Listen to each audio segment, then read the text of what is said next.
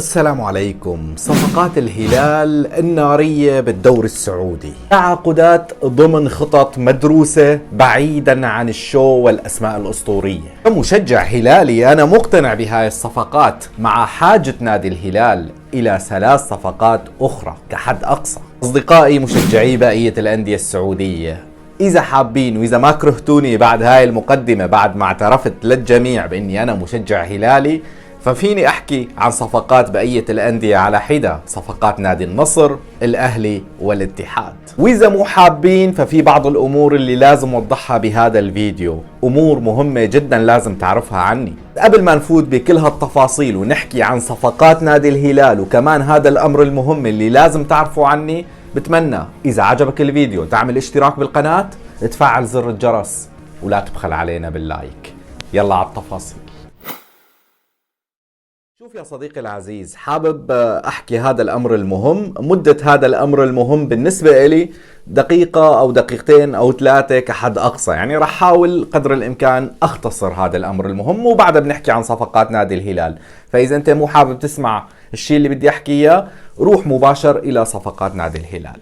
الأمر المهم، بين أنا مشجع لنادي الهلال من أيام يوسف السنيان، يعني أنا عمري كبير، أنا واصل لل 34 سنة، فبالتالي أنا متابع لنادي الهلال من زمان.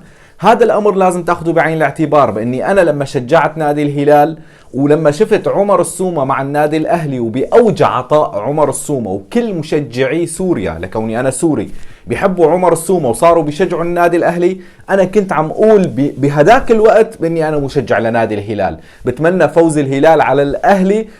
ممكن عمر السومة يسجل أهداف راح أكون مبسوط، لكن أنا هلالي. بأوج عطاء عمر السومة، بأوج مشاهدات المشجعين السوريين للنادي الأهلي، كنت عم بحكي هذا الكلام. فما كان بيهمني لا مشاهدات ولا كان بيهمني موضوع أني أتفادى الحديث عن انتمائي لنادي معين. أنا بعيد جدا عن التعصب، بعيد عن كون إذا شجعت الهلال فلازم كون متعصب لنادي الهلال. هذا الأمر ممكن السعودي الأصلي، المواطن الأصلي يكون متعصب لناديه، بس أنا بعيد. أنا بحكي لك عن انتمائي الشخصي، لكن بعيد عن التعصب، ولا أقلل من احترام النصر أو الاتحاد أو الأهلي أو الشباب أو أي نادي سعودي آخر.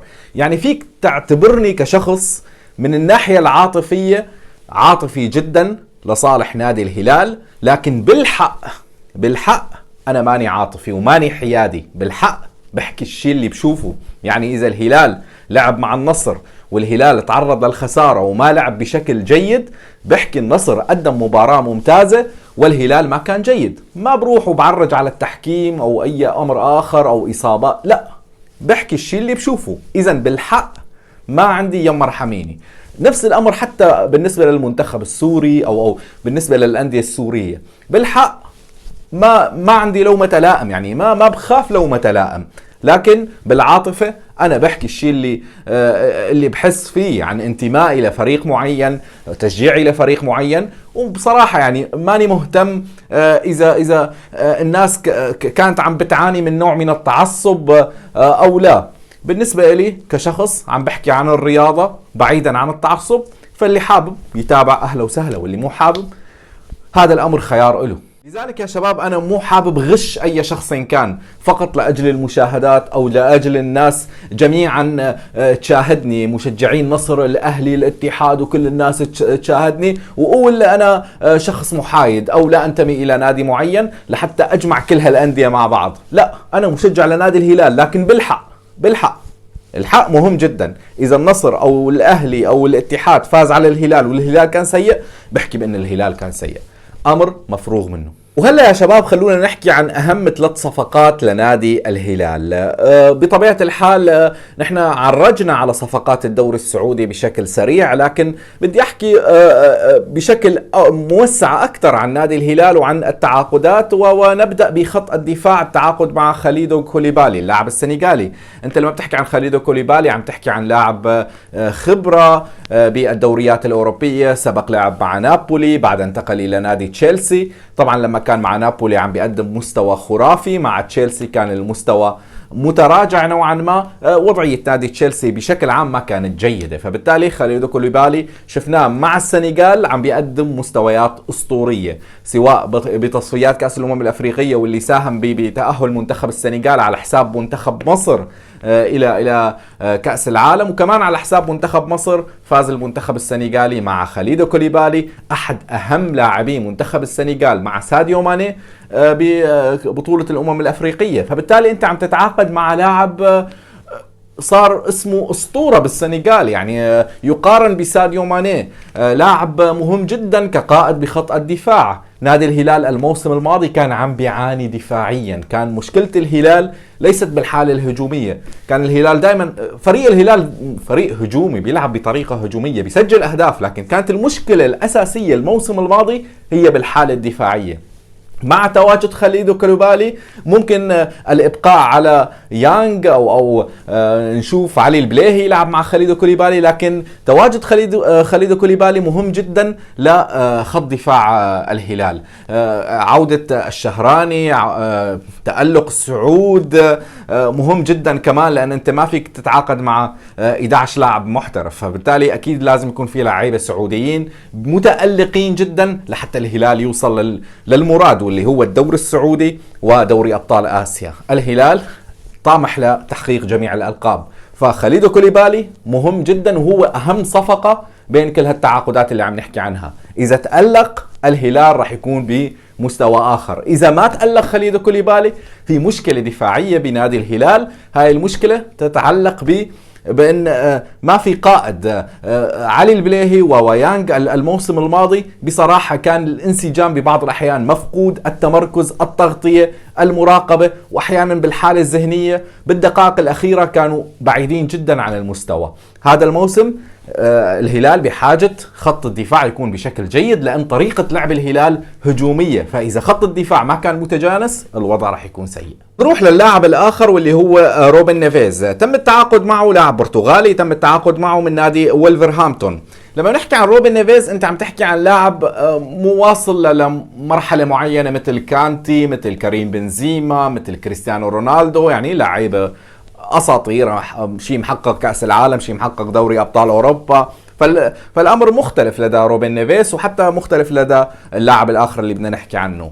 روبن نيفيز الشيء المهم بهذا اللاعب بين لاعب بخط الوسط قليل الاصابات، يعني هذا الامر مهم جدا، لأن الهلال الموسم الماضي كان عم بيعاني، كل ما بيغيب سلمان الفرج الهلال عم بيعاني بخط الوسط، كل ما بيغيب كويلار الهلال عم بيعاني من خط الوسط. فبالتالي انت لما تتعاقد مع لاعب تكون عنده الإصابات نوعا ما قليلة، ما يكون عنده تاريخ مع الإصابات، هذا الأمر مهم جدا. روبن نيفيز لاعب ما عنده هذا التاريخ الطويل مع الإصابات، ما عنده هاي المشكلة مع الإصابات. الهلال دائما بحاجة لاعب مستمر يلعب بشكل مستمر. الهلال كان عم بيعاني الموسم الماضي من الإصابات، من الغيابات. أنا ما بعتبرها حجة، الهلال ما بعطي أي حجج. أنت بتفوت بالدوري لازم يكونوا 23 لاعب بنفس المستوى، لأنك أنت دائما لازم تطمح للفوز بالدوري السعودي، بكأس خادم الحرمين الشريفين، وبطولة دوري أبطال آسيا. أنا هذا اللي بفهمه كمشجع لنادي الهلال. ما عندي أي مبررات لعدم وجود لاعيبة بدلاء أو للاعب أساسي غائب. فبالتالي روبن نيفيز عدا عن كون ما عنده تاريخ من مع الإصابات، كمان لاعب مهم، لاعب عنده حالة إبداعية، لاعب بيقطع كرات بشكل صح، بيسكر مساحات الموجودة بخط الوسط، لاعب احتك بالدوري الإنجليزي، شاف طريقة اللعب الدوري الإنجليزي، اللعب السريع، اللعب اللي أنت بتحتاج فيه لركض طوال المباراة. هذا الأمر مهم جدا لخط وسط نادي الهلال. مع الغيابات المتكررة لسلمان الفرج، مع رحيل كويلار، روبن نيفيز هي الضالة المهمة جدا بخط الوسط واللي كان بيحتاجها نادي الهلال. نروح للاعب الآخر واللي هو سافيتش. إلى الآن ما تم الإعلان بشكل رسمي، لكن بظن يعني خلص سافيتش صار لاعب بالهلال. لوقت تصوير هذا الفيديو ما تم الإعلان الرسمي، لكن أنا راح أحكي عن سافيتش كلاعب بالهلال، لأن خلص يعني بظن يوم السبت الأحد راح يتواجد بمعسكر الهلال.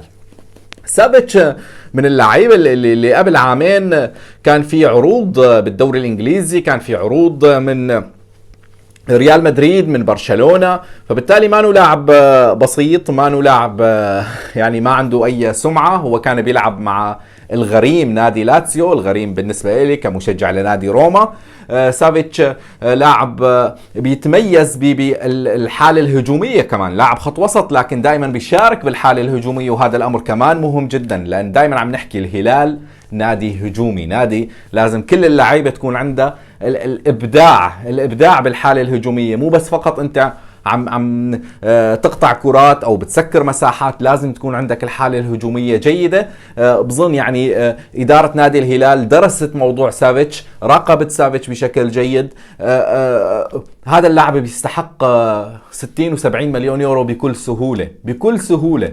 نادي لاتسيو كان عم بيحافظ على اللاعب قدر الامكان، لكن اللاعب بين ليله وضحاها قال خلص انا بدي انتقل الى الهلال. وهذا شيء مهم جدا، انك انت ما عم تتعاقد فقط مع لعيبه اصحاب اعمار كبيره وخلص انتهت مسيره اللاعب، لا، انت عم تتعاقد مع لعيبه عم بيلعبوا بشكل اساسي واعمار ما واصله لحد الاعتزال. سافيتش، روبن نيفيز وكوليبالي. بالنسبة لسافيتش بنرجع الحالة الهجومية اللي بيتميز فيها مهمة جدا لنادي الهلال، لأن مثل ما حكينا الحالة الهجومية اللي بيلعب فيها الهلال بيحتاج للاعب مبدع بخط الوسط، لاعب تسديدات من بعيد بيسجل، لاعب طويل القامة، لاعب بالكرات الرأسية جيد، لاعب بالحالة الهجومية مثل ما قلنا ممتاز جدا. فسافيتش أحد التعاقدات الجيدة للهلال، أحد التعاقدات اللي أنا بضمن لك بالعشرة إذا ما تعرض للإصابات فاللاعب راح يقدم مستوى خرافي مع نادي الهلال. طبعا موضوع الانسجام، موضوع تغيير أجواء الدوري أمر مهم جدا، ونحن لا نعلم بالغيب، لكن أنا كشخص متابع للدوري الإيطالي شايف سافيتش أحد أهم التعاقدات بالدوري السعودي. جماعة نحن حكينا عن 3 صفقات مهمة بنادي الهلال، أنا عم بتقصد عم بحكي عن اللعيبة فقط الأجانب، يعني ما عم بحكي عن الانتقالات المحلية. الهلال شو بيحتاج كمان؟ بيحتاج صفقة يعني شيء يكون كمان عالمي بخط الهجوم، لاعب مهاجم رقم 9، لاعب مهاجم رقم 9 بيحتاجه نادي الهلال من كل بد.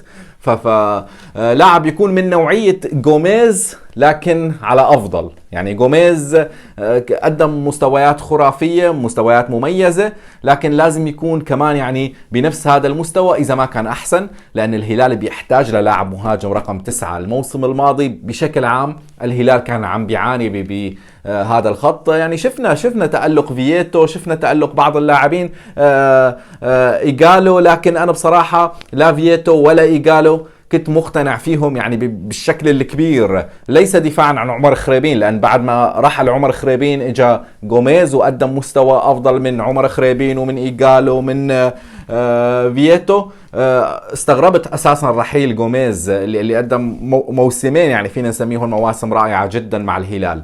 بشكل عام أنا بشوف بأن الهلال بحاجة لاعب مهاجم رقم 9، ما بيصير ما تتعاقد مع لاعب مهاجم رقم 9 فز. راح نشوف إدارة الهلال كيف راح تبدع بهذا الموضوع. أنا بصراحة صفقة سافيتش صدمتني حرفيا، صفقة روبن نيفيس كانت متوقعة، خليدو كوليبالي كمان كان يعني أمر عادي جدا، لكن صفقة سافيتش كانت رائعة جدا وبضربة قاضية. فأنا بانتظار اللاعب المهاجم، لسه في وقت للدراسة كيف ممكن يخدم الهلال، وأكيد المدرب له النظرة الأخيرة اللي ممكن يختار فيها اللاعب. هذا كل شيء حاب أحكي عن صفقات الهلال. إذا حابين نحكي عن صفقات بقية الأندية بحياد وبالحق بتمنى تحكوا لنا بالتعليقات، وبتمنى يعجبكم الفيديو، تكونوا بصحة وخير وسلامة.